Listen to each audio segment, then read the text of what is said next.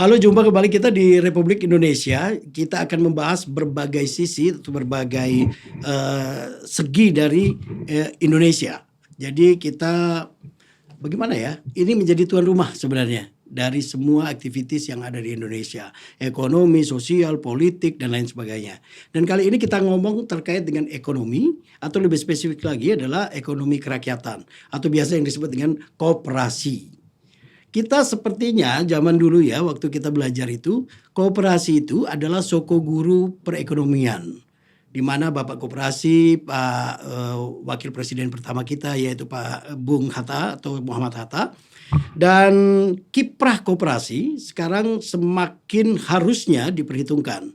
Karena di luar itu ada banyak sekali, ada UMKM, ada badan usaha milik desa, milik daerah dan lain sebagainya. Nah, kita spesifik hari ini kita akan berbicara terkait dengan koperasi.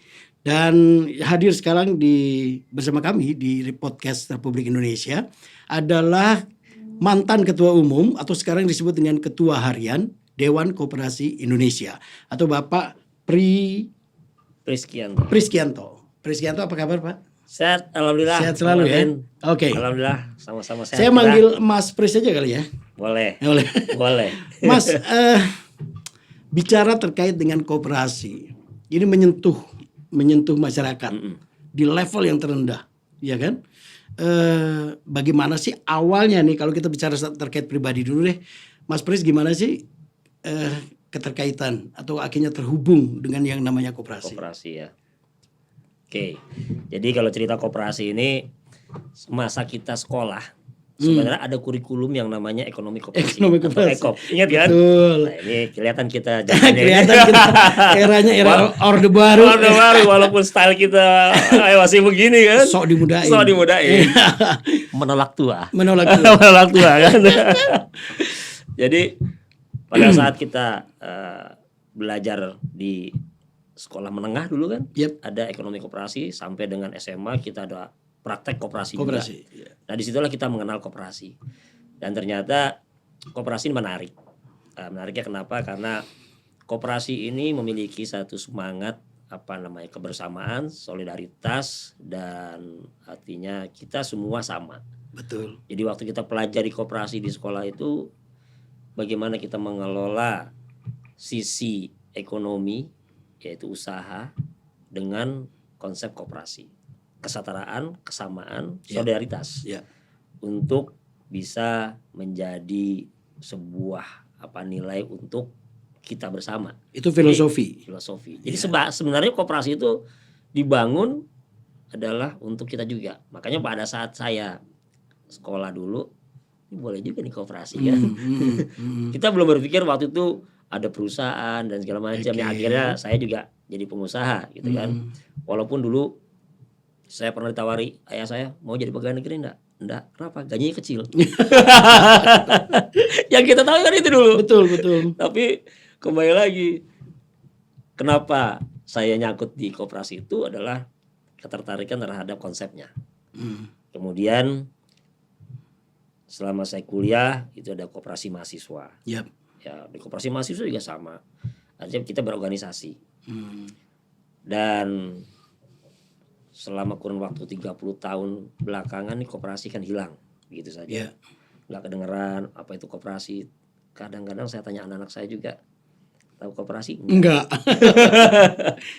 Sedih juga tuh. Iya. Tapi ya ini mungkin jalan Tuhan ya.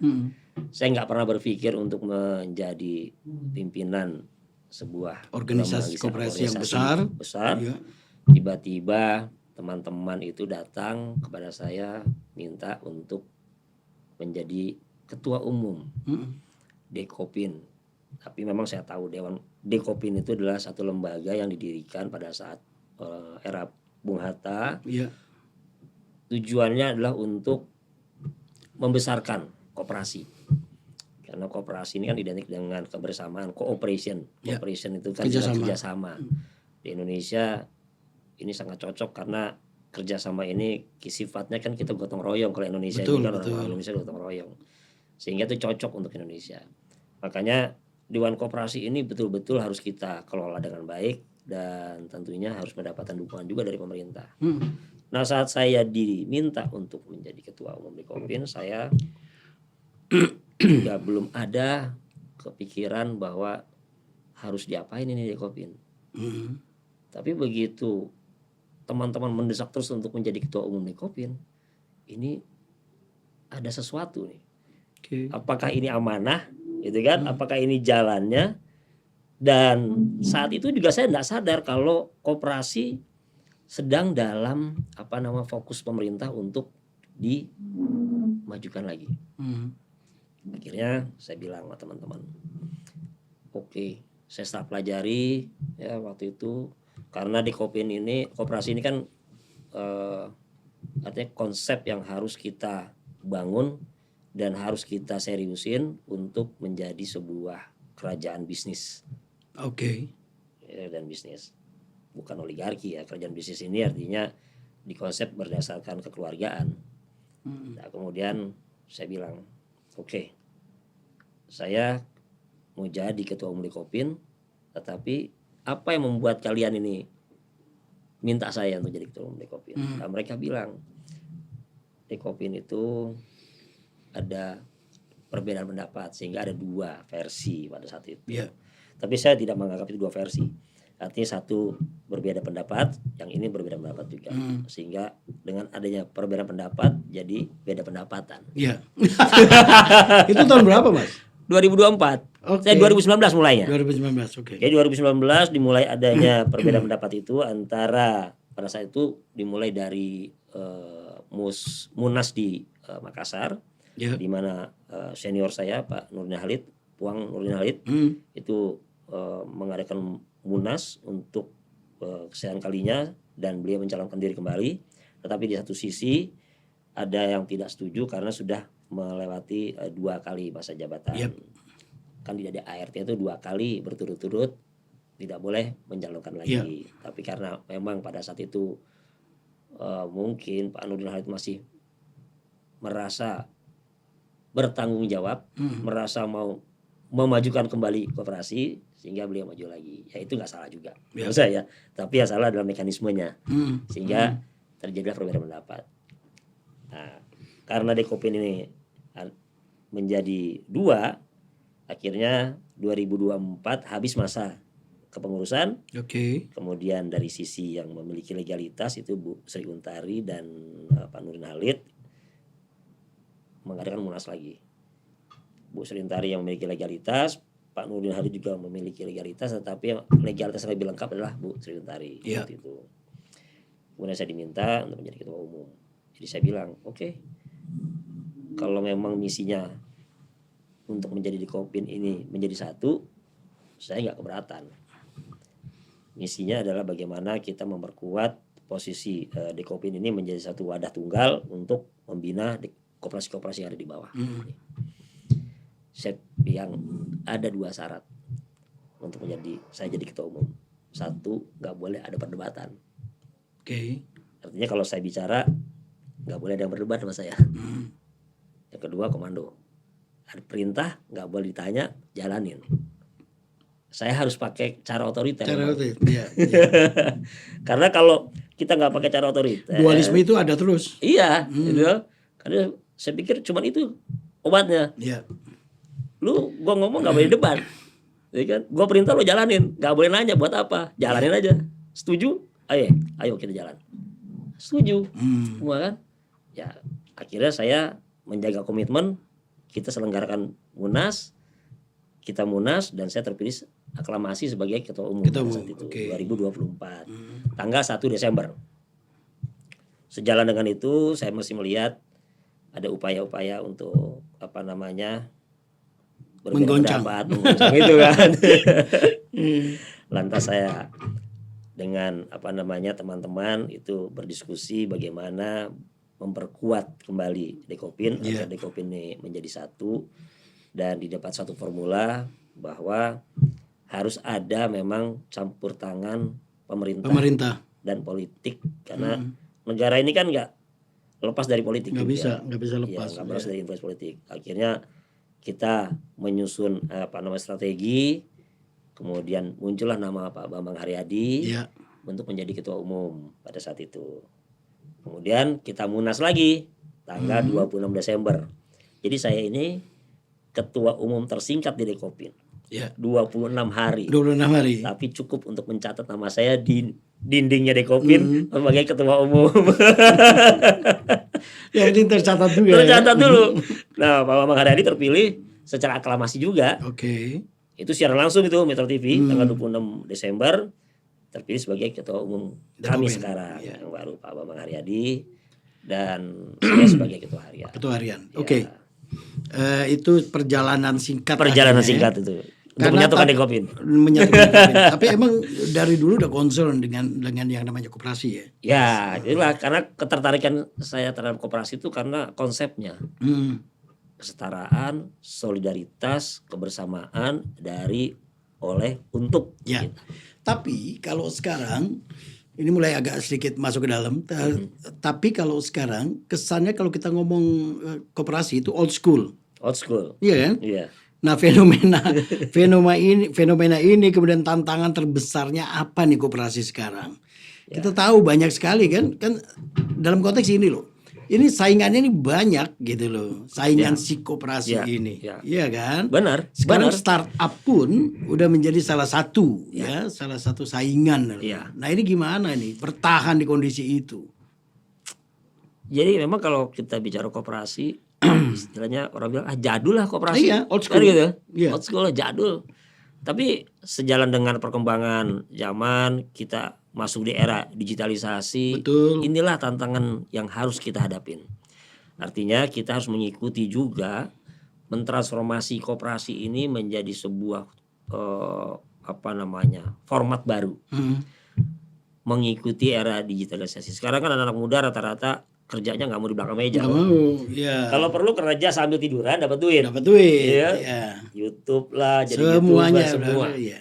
Nah, kita berusaha untuk mengikuti konsep-konsep itu dengan mentransformasi koperasi ini menjadi sebuah koperasi yang juga digital. Tapi itu nggak mudah. Betul. Nggak mudah karena transformasi ini butuh effort yang artinya membutuhkan satu ekosistem juga ya, dan membutuhkan juga regulasi dan dukungan dari pemerintah. Peran serta masyarakat, stakeholdernya. Ya. Media seperti sekarang ini kita melakukan podcast, ini kan salah satu media juga untuk mempopulerkan apa itu sih barang koperasi. Ya. Jadi kita berusaha untuk menarik minat anak-anak muda berkoperasi dengan konsep-konsep digital nanti. Ada koperasi digital. Ya. Kemudian website yang ada di Dekopin juga sedang kita perbaiki menjadi sebuah website yang menarik. Kemudian kita membuat super apps ya. Super apps itu artinya berisikan koperasi-koperasi yang memang memiliki jenis-jenis usaha yang berbeda seperti istilah Tokopedia, ada barang-barang dan segala macam. Marketplace-nya. Yeah. Nah, kita akan buat seperti itu. Selain daripada itu juga kita akan mengajak anak-anak muda ini, terutama koperasi-koperasi mahasiswa untuk aktif kembali. Dan kemarin saya baru saja melaksanakan musyawarah wilayah untuk Jawa Tengah. Koperasi mahasiswa di sana aktif. Dan kebetulan mereka nih koperasi mahasiswa yang sangat intens untuk komunikasi dengan saya. Bagaimana koperasi mahasiswa ini memiliki kegiatan, kemudian sampai mereka membuat acara jambore. Nah, kemarin waktu acara muswil di Jawa Tengah, saya kembali kumpulkan mereka. Dan Pak Menteri pada saat kemarin muswil hadir. Dan beliau sampaikan sendiri, koperasi mahasiswa harus hidup, harus menjadi besar. Nanti kita adakan kongres. Nah, itu janji Pak Menteri itu. Begitu Pak Menteri bicara itu selesai press conference, saya bilang, Kopma, kamu tunggu sini, nanti kalian foto dulu sama Pak Menteri. Karena saya ingin membuat mereka menjadi semangat. Jadi saya menyemangati mereka untuk berfoto dengan Pak Menteri. Kemudian saya sampaikan, Pak Menteri ini Kopma nih. Pak Menteri tadi sudah sampaikan mau bikin kongres, nanti akan kita susun jadwalnya, programnya, dan waktunya kapan. Jadi mereka semangat. Nah, itu kita dari situ, dari koperasi mahasiswa ini nanti akan berkembang kemana-mana. Ya, itu kalau kita formatnya ya, kita bentuk menjadi digital dan lain sebagainya. Tapi basic koperasi itu, setahu saya, nggak tahu mungkin sekarang dari ADRT itu menjadi berubah atau bagaimana, itu kan butuh keanggotaan, Mas. Ya. Butuh keanggotaan, butuh aktif anggota, berbeda dengan perusahaan. Betul. Dengan private company misalnya, iya kan? Ya. Nah, bagaimana sebenarnya menarik minat orang-orang tuh beranggota koperasi? Dunia sekarang apakah itu masih laku? Iya. Iya kan? Iya. Itu jualan itu apa masih laku? Karena tidak hanya sekedar kita menjadi member. Iya. Kita menjadi anggota, kita harus register. Iya. Kita harus terdaftar. Kita harus, setahu saya dulu, Iya. kita harus ada yuran koperasi. Betul. Apakah itu semua? Simpanan pokok, simpanan wajib. Yes. Kemudian bagaimana mengelola harta milik bersama itu? Iya. Berbeda dengan company, private sector yang kita punya sendiri, kita yang ngatur sendiri, nggak gampang kan ngatur. Ngurusin musyawarah aja udah jelimet, apalagi ini ngurusin duit orang. Nah, Iya. gimana tantangannya? Jadi kalau kita bicara pengelolaan ya, koperasi, kemudian barang ini bisa laku nggak sih? Betul, koperasi ini? betul. Ya kan? Orang-orang masih berpikir bahwa mending gue bikin perusahaan. Kalau gue punya duit, ya gue paling besar sahamnya siapa, yang punya skill siapa. Lebih jelas. Lebih jelas, gitu kan? Tapi ini koperasi kan sama. Tapi sekarang saya kasih contoh begini. Semua equal. Ya, semua equal kan. Iya. Saya kasih contoh gini. Kita hidup berlingkungan. Oke. Oke. Dalam satu komunitas. Satu komunitas Ya. atau satu perumahan lah. Kita anggap perumahan. Saya pernah bicara di hadapan beberapa teman-teman. Contoh, ini perumahan kan sekarang modelnya klaster tuh. Yep. Mereka, saya bilang, kalian kalau belanja di mana? Di luar kan? Ada toko serba, ada dalam tanda kutip namanya ABC. Ya, Yes. gitu kan? Sekarang kalian berpikir nggak kalau kalian punya koperasi, gitu kan? Di klaster kalian ini, kalian bangun modal sama-sama. Saya bilang gitu, bikin toko serba ada di situ. Satu klaster berapa sekarang? Berapa kepala keluarga? Katakanlah 100 satu klaster. Iya. Yuk kumpulin deh 10 juta. Kali 100 sudah berapa tuh? Udah 1M. Nah, 1M kan? Iya. 1M di situ kan ada fasilitas umum, biasanya satu klaster Yap. ada Ada lahan kan? kosong tuh Ada fasum. kosong kan? Iya. Bikin toko serba di situ. Modal 1M, dapat itu bahan-bahan pokok sehari-hari, ya kan? Jadi supermarket, minimarket lah. Belanjanya di situ, nggak perlu keluar. Setiap hari belanja, makin belanja makin banyak. Muter lah barang itu. Muter tuh barang, dapat untung, gitu. Bagi dividen. Bagi dividen setiap tahun, gitu. Oke. Artinya itu saya mencoba untuk membangun image dulu, ya bahwa Mindsetnya dulu. begitu mudahnya koperasi ini mendatangkan keuntungan juga buat kita. Bukan saja keuntungan materi, tetapi dari situ aja kita nggak perlu jalan-jalan keluar pakai motor, pakai mobil untuk cari bahan-bahan keperluan kita. Nah, itu yang saya sampaikan ke mereka. Akhirnya mereka berpikir, iya benar juga ya, Mas ya.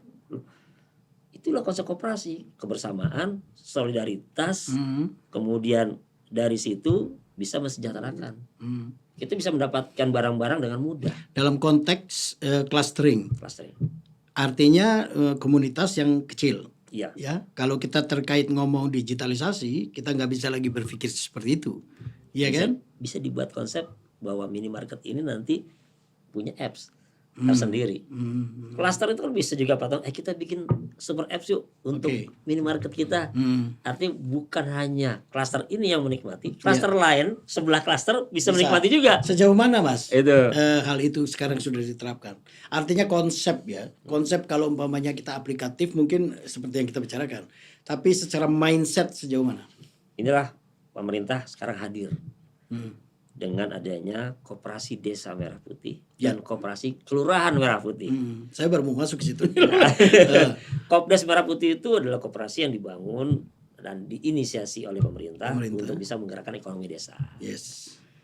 Koperasi kelurahan itu konsepnya untuk perkotaan. Artinya tadi yang saya sampaikan seperti di perumahan klaster itu bisa diterapkan di situ. Ya.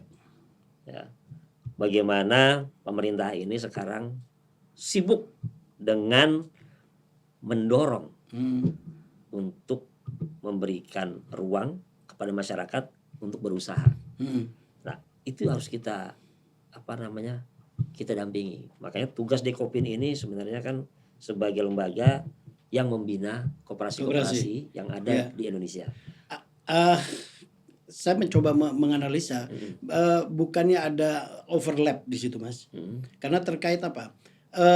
Campur tangan pemerintah untuk koperasi merah putih itu sangat luar biasa kan, seperti kita tahu sekarang, bahwa akan ada setoran anggaran sekian dan sekian, sementara basic kooperasinya sendiri adalah dari kita untuk kita dan lain sebagainya. Ini ketemunya gimana? Jadi gini, banyak salah dalam tanda salah tangkap mengenai Kopdes merah putih yang nanti mendapat anggaran. Jadi begitu diluncurkan Kopdes merah putih, mulai tersebar informasi bahwa Koperasi Desa Merah Putih akan diberikan anggaran oleh pemerintah 3 miliar. Nah, itu yang salah. Soalnya narasi itu yang sampai. Iya, narasi itu yang sampaikan. Nah, kita ini sebagai lembaga atau wadah tunggal itu berusaha untuk memberikan pemahaman kepada masyarakat tentang Kopdes dan Kopkel ini. Ya. Pemerintah bukan memberikan anggaran, tetapi pemerintah memberikan akses untuk mendapatkan dana anggaran untuk koperasi ini memiliki usaha. Jadi memfasilitasi. Ya, oke. Jadi inklusi keuangannya berjalan di situ. Bagaimana si Kopdes ini mendapatkan inklusi keuangan, mendapatkan akses yang mudah, mendapatkan fasilitas yang setara dengan perusahaan-perusahaan yang juga ingin mengembangkan usahanya. Berarti ada campur tangan dari bank. Betul. Di situ atau lembaga pembiayaan. Betul. Lembaga pembiayaan. Betul. Ya. Betul. Jadi konsepnya pemerintah itu adalah diberikan fasilitas untuk membangun Kopdes. Kemudian Kopdes ini harus memiliki usaha. Jadi stimulusnya adalah pemberian itu ya. Perkreditan dan lain sebagainya. Nah, kemudian bagaimana mekanismenya? Bagaimana tata caranya? Tentu setiap desa memiliki potensi dasar wilayah, memiliki potensi-potensi, memiliki kebutuhan juga yang berbeda. Betul. Saya beberapa kali kunjungan kerja ke beberapa daerah-daerah dan bertanya tentang Koperasi Desa Merah Putih, apa yang diharapkan dari Koperasi Desa Merah Putih, apa yang diharapkan dari Koperasi Kelurahan. Rata-rata mereka menginginkan bahwa Koperasi Desa Merah Putih ini bisa menjadi jembatan untuk mereka bisa mendapatkan bahan-bahan baku atau material-material yang dibutuhkan lebih dekat. Contoh, sesuai dengan karakter ya. Sesuai dengan karakter. Kan nggak mungkin kita jual pupuk di kota kan. Nah itu kan. Contoh nih, saya ke Pekalongan kemarin. Kemudian saya masuk di sebuah desa yang mana mereka mata pencahariannya itu adalah beternak. Beternak ayam, tapi ayam petelur. Kemudian kita diskusi. Dalam diskusi itu saya sengaja pada saat itu juga menginformasikan kepada Menteri Koperasi Pak Ferry. Bro, gue lagi di Pekalongan, lagi dengan komunitas koperasi petelur. Kalau sempat minta tolong disapa. Nah, itulah cara saya untuk memberikan semangat kepada pegiat-pegiat koperasi. Kalau mereka dihubungi oleh menterinya, otomatis mereka kan, ini pemerintah ini memang betul-betul serius. Gitu. Nah, itulah cara saya untuk juga mengkonektingkan antara masyarakat dengan pemerintah. Gitu. Jadi mereka saya tanya, perlunya apa sih? Saya perlunya ini Pak, bahan makanan untuk ternak yang disubsidi seperti jagung, kemudian bibit. Nah, Koperasi Desa Merah Putih kalau bisa menyediakan seperti itu Pak. Terus kalian nggak butuh bahan makanan pokok yang artinya dijual di kebutuhan sehari-hari? Ya, Pak, kita kan ada yang namanya warung-warung yang ada di sekitar desa ini Pak. Artinya warung existing ini kan harus hidup. Nah, berarti supaya warung existing ini hidup, Kopdes ini harus menjual secara grosir. Nggak boleh retail. Supaya berbeda. Jadi kalau dia mau beli misalnya sabun, ya sabun harus satu pack gitu kan, bukan lagi satuan. Satuan beli di warung. Jadi istilahnya Kopdes ini hubnya. Jadi segala bahan-bahan pokok, di situ grosir. Yang beli siapa? Ini warung-warung kecil. Ya. Maka dari itu bisa hidup ekonomi di situ. Tapi yang paling penting buat mereka adalah kebutuhan terhadap bahan baku usaha mereka, itu Kopdes harus ada. Harus. Kalau pertanian pupuk subsidi, Ya. bibit juga, kemudian pestisida mungkin, gitu kan. Artinya yang bisa mereka beli dengan mudah, dengan murah ada di Kopdes. Mas Pris, konteks koperasi yang begitu bagus ini kan biasanya hanya enak di kuping nih, Betul. iya kan? Betul. Kita tahu berapa persen sih sekarang koperasi sampai sekarang nih, setahu Mas Pris gitu ya. Yang aktif hidup tuh berapa persen, Mas? Ini secara Dari keluar ribuan ya? Ya, koperasi itu Kopdes aja sekarang sudah 83.000, 80.000 sekian. Existing koperasinya sendiri 139.000. Nah, tapi banyak koperasi yang cuman ada papa nama. Jadi istilahnya ada koperasi papa nama. Jadi koperasi cuma papa namanya aja. Udah bocah-bocah lagi. Udah bocah lagi kan. Udah gak ada aktivitas. Koperasi ini operasi. Kayaknya hilang. Udah gak ada. Itu. Nah, itu kebanyakan koperasi di Indonesia ini memang lebih banyak pada simpan pinjam. Memang ya, nanti saya mau masuk ke situ. Iya. Itu simpan pinjam. Tapi banyak masalahnya juga. Iya, betul. Sebenarnya koperasi kan ada koperasi untuk produksi, koperasi konsumen, koperasi pemasaran, serba usaha, logistik banyak. Ya. Tapi yang populer simpan pinjam. Yang paling populer itu. Simpan pinjam. Bahkan. Jadi kalau kita bicara koperasi, mungkin sekarang dengan selama 20-30 tahun ini koperasi nggak kedengeran, mereka berupaya untuk survive aja kan.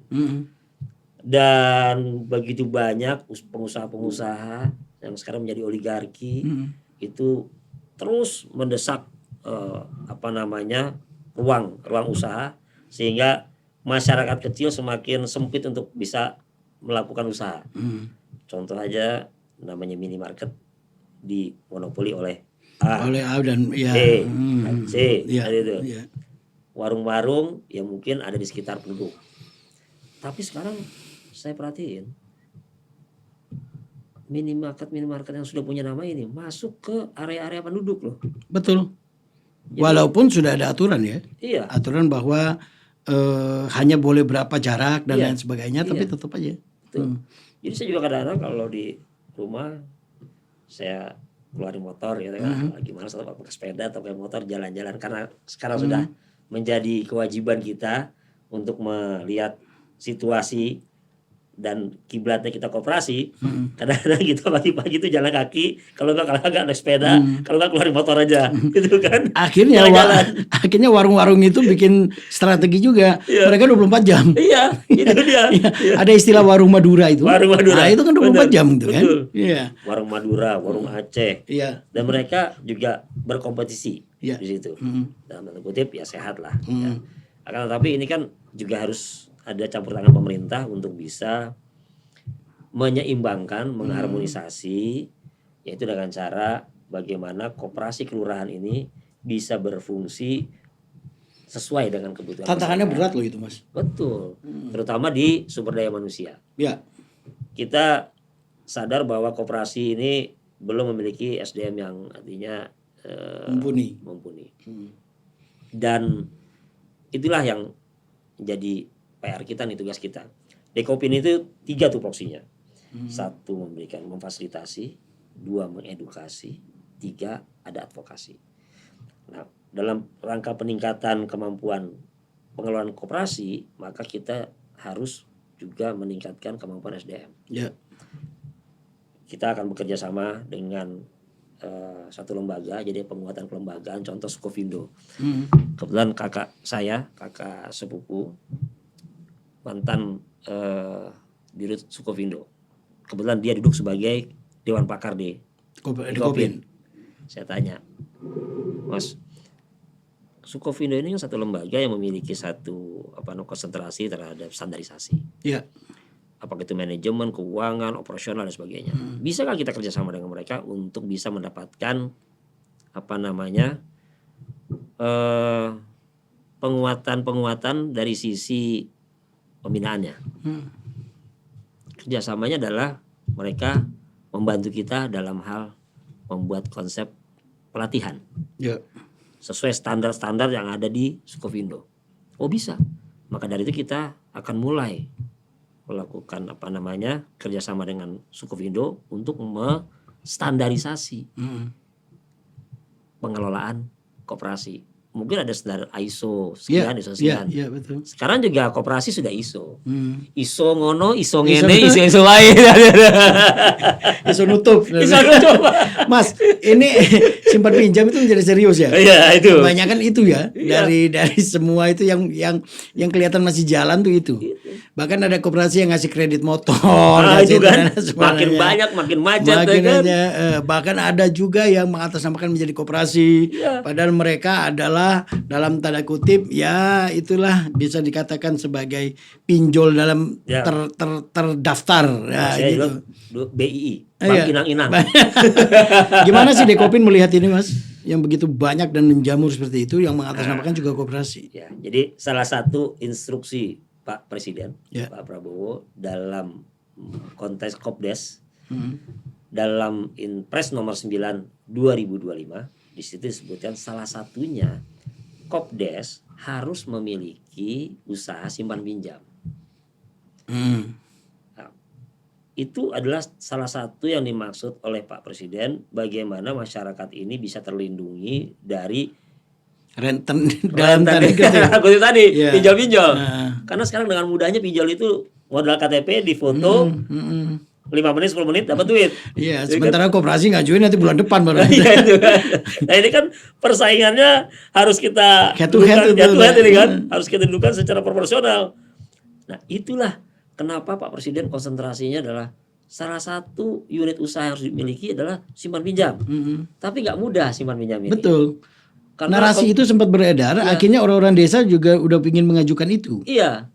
Jadi mereka begitu ada konteksnya adalah simpan pinjam, ya mereka semangat. Tapi kita juga harus bisa memberikan memberikan fasilitas itu kepada masyarakat, juga harus sesuai dengan kemampuan. Tapi sekaligus juga dengan proteksi untuk mereka juga, Mas. Makanya ada yang namanya regulasi-regulasi yang sedang kita susun, terutama RUU Perkoperasian kan diperbaharui. Kemarin juga sudah mencapai paripurna, tinggal disahkan. Nanti mungkin insya Allah Desember atau Januari RUU itu menjadi undang-undang koperasi yang terbaru.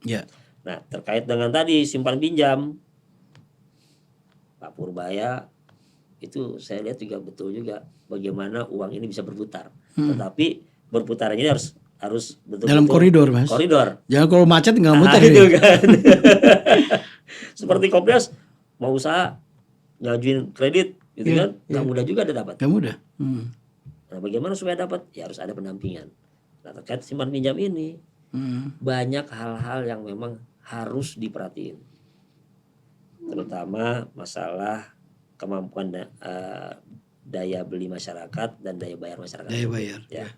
Artinya nggak sembarang juga masyarakat itu bisa pinjam seenak-enaknya. Harus ada instrumen kontrolnya. Ya. Jadi ada tulisan SK berlaku. SK. Ya. Apa standar dan ketentuannya berlaku. Standar berlaku. Nah, Dekopin juga kemarin sempat ada beberapa teman-teman yang memberikan masukan. Ya. Antara lain dengan adanya koperasi cek ya. Koperasi untuk simpan pinjam itu bisa dicek secara online menggunakan sistem seperti di OJK itu. Yeah. Dan konsepnya sedang kita pelajari. Karena kalau sekarang seperti di bank kan ada BI checking. Ya, Slick OJK. Yeah. Slick OJK itu berbayar. Kadang-kadang dibebankan kepada nasabah 20.000, 25.000. Nah, saya mencermati itu, kemudian saya lihat ada nggak sih yang bisa lebih murah daripada ini atau yang nggak berbayar? Ada yang nggak bayar tapi lama, gitu kan? Kadang-kadang server on off katanya. Oh iya. Sekarang gimana mengatasinya? Ada satu perusahaan yang memang mereka concern juga memberikan masukan pada kita. Harus begini loh Pak katanya. Nah kalau mau bayar murah ya koperasi harus kita buat ekosistem dulu. Oke, saya bilang coba buat, saya bilang gitu. Nah kebetulan sudah ada kemarin yang mau bekerja sama dengan kita, tapi sedang kita pelajari dulu. Salah satunya adalah bagaimana koperasi-koperasi simpan pinjam ini memiliki fasilitas pengecekan terhadap nasabah-nasabah yang akan meminjam ini. Karena dengan adanya sistem ini akan lebih melindungi lembaga simpan pinjamnya. Tetapi juga tidak menyulitkan si peminjam ini untuk bisa mendapatkan fasilitas itu. Ya, ini sedang kita bangun. Itu adalah salah satu. Kolaborasi, koperasi, UMKM dan sinergi dengan pemerintah dan pihak swasta itu perlu. Betul. Ya kan? Gimana Dekopin di antara itu? Di antara itu bergeraknya seperti apa nih? Nah, jadi gini. Koperasi itu adalah satu bentuk usaha kan. Itu kan wadah usaha sebenarnya koperasi. Sama dengan PT. Ya. Tapi kalau PT ini sekumpulan saham, kalau ini sekumpulan orang-orang yang punya uang untuk bisa memiliki usaha. Koperasi ini juga bisa berbentuk usaha menengah, kecil, mikro. Ya. Artinya badan-badan usaha koperasi ini juga identik juga dengan UMKM. Bagaimana UMKM ini bergerak, kita juga harus punya cara untuk mengkolaborasikan antar lembaga ini. Lembaga Kementerian Koperasi dan lembaga kementerian dari UMKM. Koperasi dipimpin oleh Pak Ferry Juliantono, UMKM dipimpin oleh Pak Maman Abdurrahman. Ya. Ini kolaborasi yang artinya harus kita kita susun, kita buat polanya agar antara kebutuhan daripada usaha masyarakat ini untuk bisa membangun koperasi, berbentuk koperasi ini sejalan dengan program pemerintah. Contoh gini, koperasi sekarang sudah boleh mengelola tambang. Tadinya kan IUP. Iya, IUP. Tadinya kan cuma perusahaan aja, koperasi nggak boleh. Sekarang koperasi sudah boleh mengelola tambang. Nah, pengelolaan tambang ini kan levelnya usaha kecil ada, tambang rakyat, menengah ada, dan besar juga ada. Artinya di situ UMKM-nya juga berlaku. Nah, bagaimana masyarakat ini membuat wadah berupa koperasi dan bisa mengelola tambang, itu juga membutuhkan pembinaan. Betul. Dekopin lah masuk sebagai pendampingnya. Untuk apa? Untuk mengharmonisasi antara koperasi yang dibentuk menjadi suatu usaha ya berbentuk mikro atau menengah yang artinya menghasilkan kesejahteraan bagi masyarakat yang membentuk ini. Nah, itulah peran kita di situ. Mengharmonisasi bentuk koperasi dengan usaha. Irisannya kan banyak, Mas. Ya. Dan irisan kepentingan juga banyak. Betul. Betul. Artinya di situ sudah ada regulasi yang artinya ditetapkan oleh pemerintah, yang disahkan oleh pemerintah, baik itu irisan-irisan yang berkepentingan di situ, seperti misalnya ESDM, perindustrian, kemudian kehutanan dan sebagainya. Betul. Tapi regulasinya sudah disahkan oleh pemerintah, sehingga bagaimana kita mencermati itu ya kita juga harus paham betul tentang regulasi yang dimaksud. Dan program dari pemerintah itu adalah tidak lain seperti di pasal 33 kekayaan alam, bumi, isinya dikuasai oleh negara dan untuk kesejahteraan. Itulah Pak Presiden concernnya bahwa kenapa negara kita sekaya ini kok masyarakatnya masih biasa-biasa aja nih. Nah, satu lagi saya masih agak gemes ini tentang pesisir.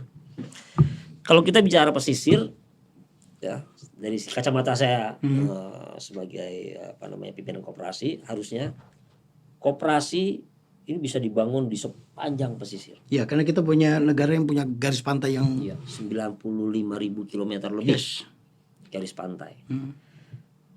Koperasi, cooperation, kerjasama antara satu dengan yang lainnya. Itu dari Sabang sampai Merauke garis pantai itu berapa? Tapi masyarakat pesisir itu kan boleh dilihat tanda sangat susah. Ya. Dari sisi kesehatan aja, kadang-kadang mereka membangun rumah seadanya, MCK nggak ada. Nah, pemerintah punya program melalui Kementerian Perumahan yang dipimpin oleh Pak Ara. itu saya lihat di situ ada program MCK.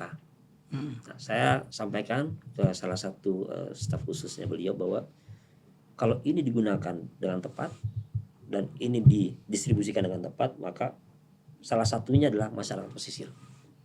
Karena masyarakat pesisir, satu, kita harus meningkatkan taraf hidup kesehatan dari masyarakat itu.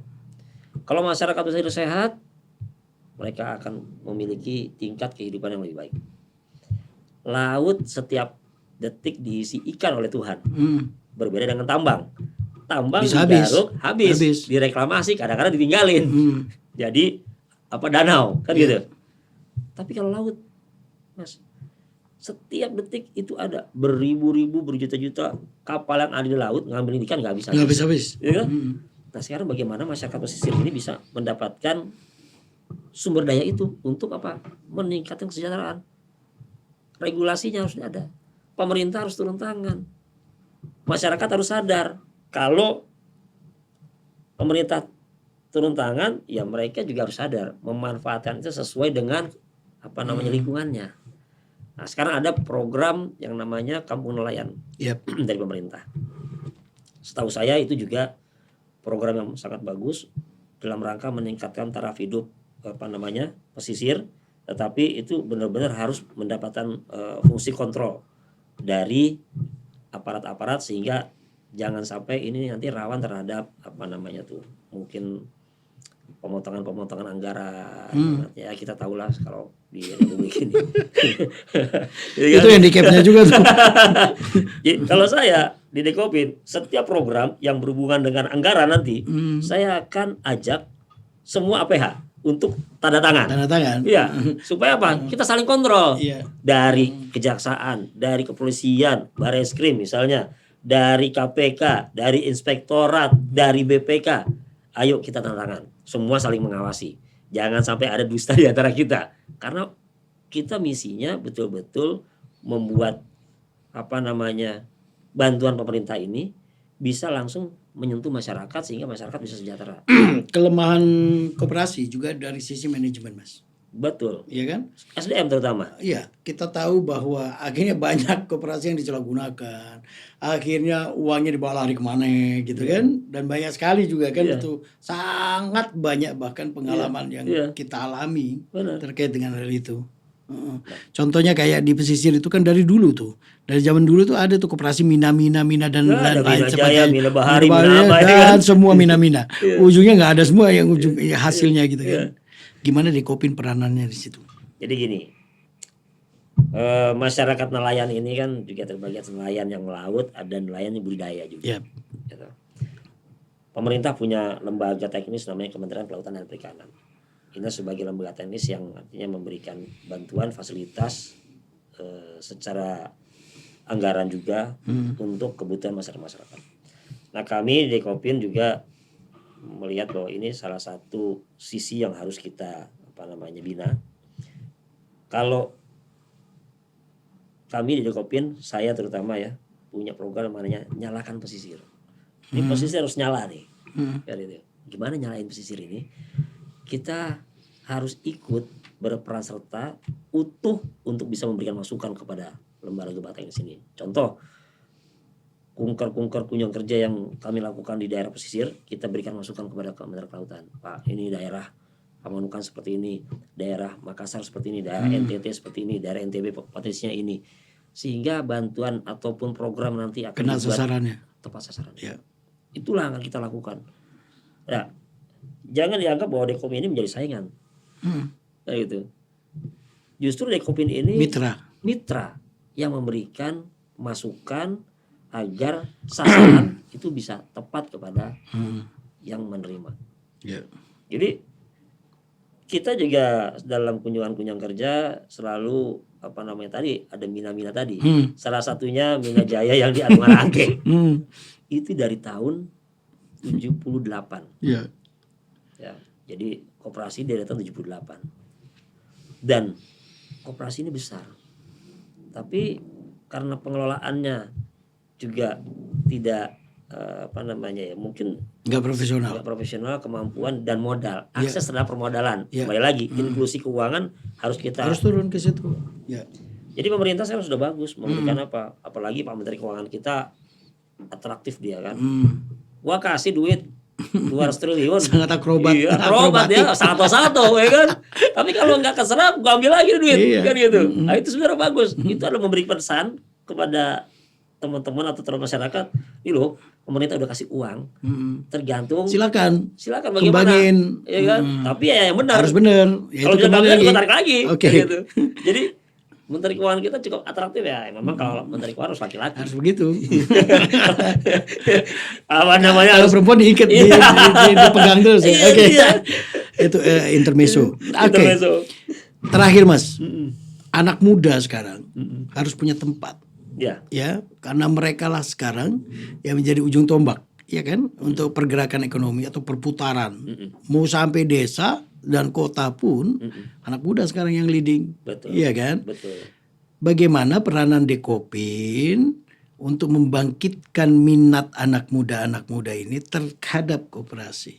Oke. Atau bagaimana sih sebenarnya Dekopin melihat ini potensi anak muda ini besar sekali gitu kan?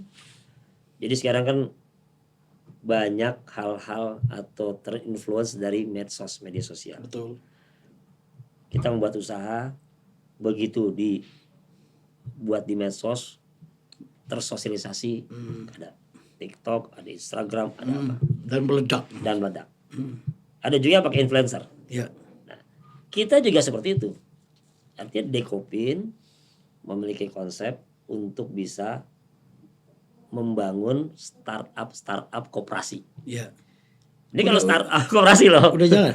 Sedang kita programkan nih. Oke. Jadi idenya adalah gini, kalau startup itu berbentuk perusahaan, kenapa nggak kita bangun startup berbentuk koperasi? Ya. Bank-bank himbara ini ada juga yang bisa memberikan supporting apa namanya jalur keuangan untuk support keuangan untuk startup ini. Jadi seperti contoh tadi saya bilang pesisir, saya gemes di pesisir bukan apa-apa karena pesisir itu kaya. Anak-anak mudanya di situ juga sekarang sudah mulai malas untuk ke laut karena ke laut itu berisiko. Tenggelam lah inilah. Akhirnya apa? Mereka cuman jadi influencer atau jadi YouTuber, lebih tertarik ke situ kan? Ya. Tapi kalau kita bangun sebuah startup apa namanya kelautan atau yang berhubungan dengan kelautan, startup yang berbasis bisnis laut di situ untuk menarik minat anak muda, bukan aja mereka main YouTube, tapi mereka bisa mensosialisasikan kegiatan di situ. Ini desa saya penyunya banyak. Desa saya ini ikannya ini. Itu salah satu cara kita nanti akan datang kepada mereka untuk membuat konsep-konsep itu dengan apa? Dengan tim media kita ke pesisir-pesisir ini. Ya, sehingga anak muda ini akan mulai berpikir, oh iya ya, daripada gue main YouTube, mendingan gue juga mempromosin daerah gue nih. Dengan apa? Dengan nanti mereka membuat startup koperasi.